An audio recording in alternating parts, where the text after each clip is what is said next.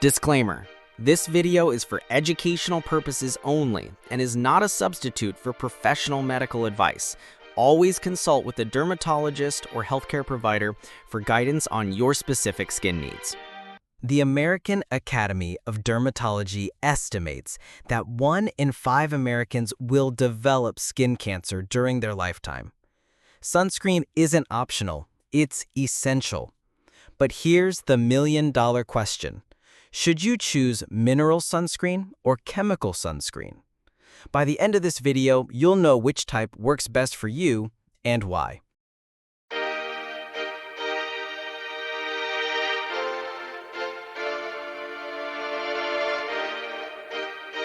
What SPF is and how it's measured. SPF, or sun protection factor, is a measure of how effectively a sunscreen shields the skin against ultraviolet B rays, which are the primary cause of sunburn.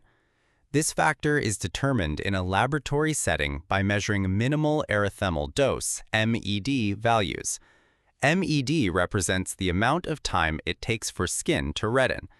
Scientists apply a standardized amount of sunscreen, which is 2 milligrams per centimeter square, to a patch of human skin and compare the time it takes for reddening to occur with and without the sunscreen application. For instance, if an individual normally experiences reddening after 20 minutes of sun exposure, an SPF 30 sunscreen, when applied correctly, would theoretically extend that time to 30 times longer, or 600 minutes.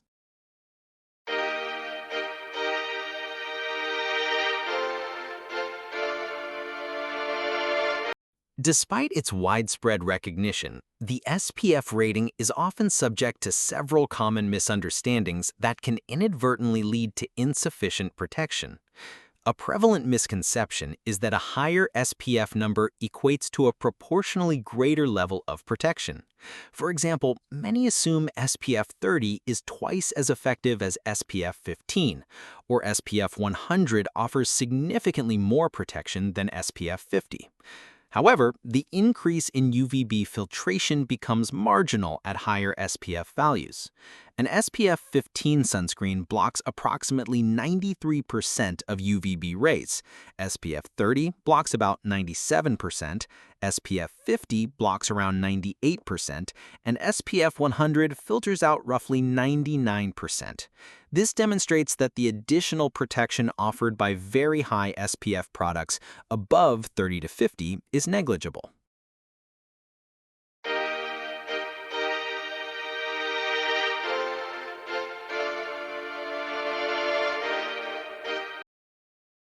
Understanding the two primary types of UV radiation is fundamental to comprehensive sun protection. UVB rays, characterized by their shorter wavelength, are primarily responsible for causing sunburn and play a significant role in the development of skin cancer. The SPF rating on sunscreen labels specifically quantifies protection against these burning rays. In contrast, UVA rays possess a longer wavelength, allowing them to penetrate more deeply into the skin. While they do not typically cause immediate sunburn, UVA rays are associated with suppressing the immune system, accelerating premature skin aging, manifesting as wrinkles and age spots, and contributing to the risk of skin cancer.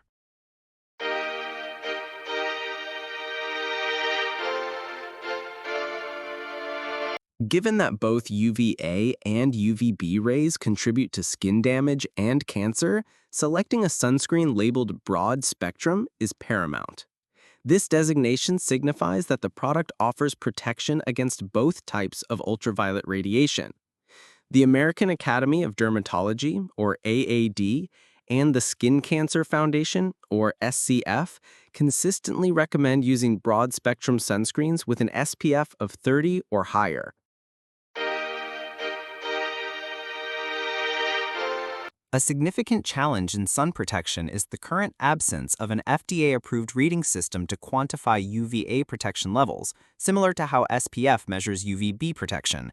This regulatory gap means that while broad spectrum is a crucial indicator, consumers rely on a less precise measure for UVA defense.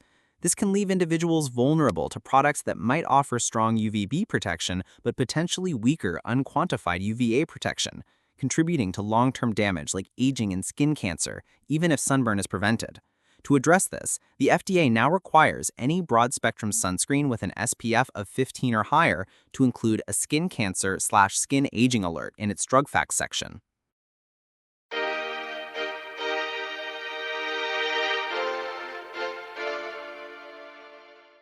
When you hear the term mineral sunscreen, you probably imagine a shield of tiny mirrors bouncing sunlight away.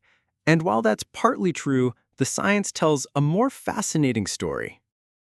Mineral sunscreens, also called physical blockers, rely on zinc oxide and titanium dioxide as their active ingredients.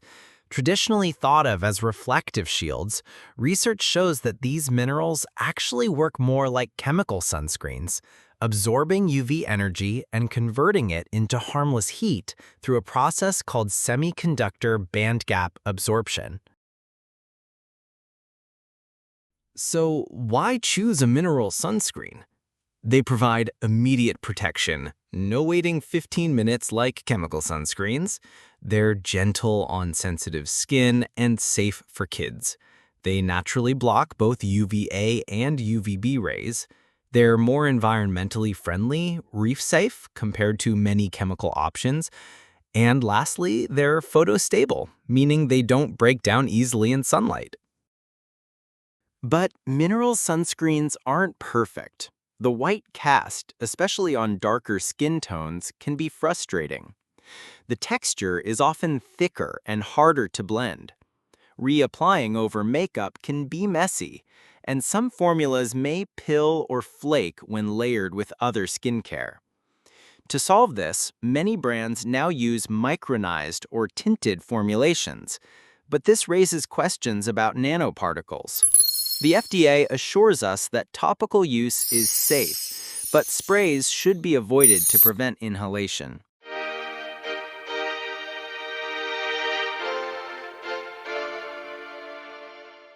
Chemical sunscreens rely on a variety of active ingredients, like avobenzone, oxybenzone, octinoxate, octocrylene, and homosalate. While widely used, many are still under FDA review. They remain legal for sale, but unlike zinc oxide and titanium dioxide, they're not yet officially recognized as generally safe and effective.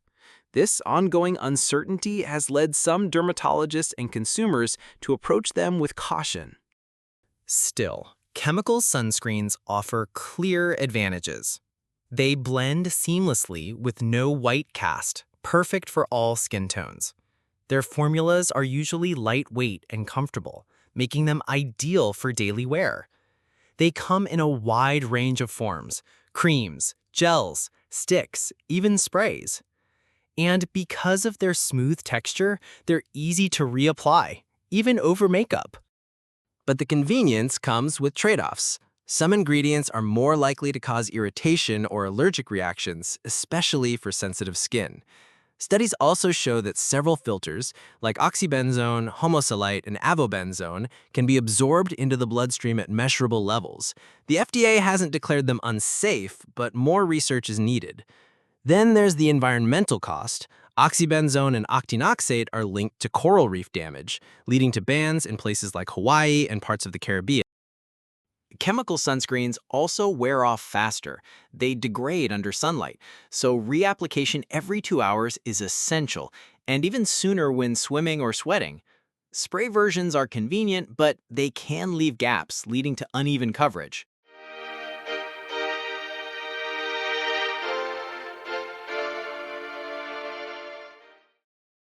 So, how do you actually choose between chemical and mineral sunscreen?